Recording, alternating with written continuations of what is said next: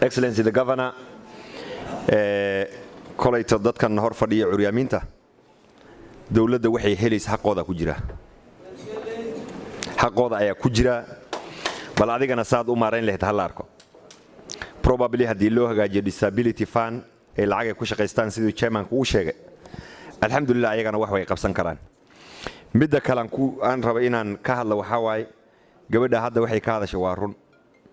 Xafiisyada dawladda ma ogi hata kuwa kale ganacsatada curyaaminta siday ku gali lahaayeen.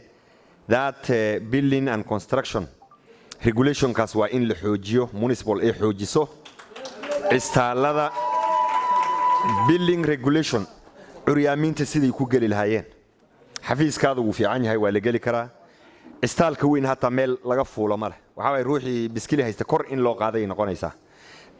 Municipal the building team must enforce regulation even in business places. Hata meesha ganacsatada dukaamada hadduu curyaan gali karin laysan yaa la siininba. Hadduu biskiliga fuuli karin laysan yaa la siinin.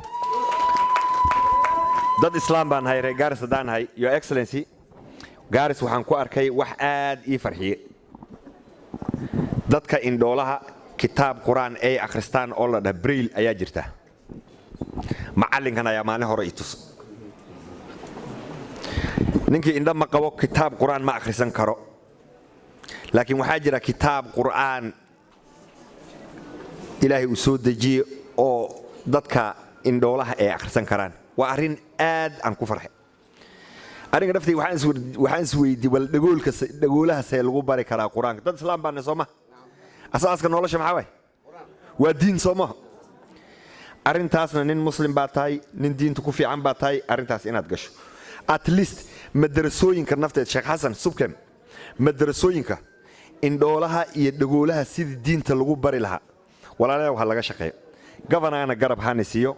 Ani intaas ayaan iga bixi. Wassalaamu calaykum wa rahmatullaahi wa barakaatuh.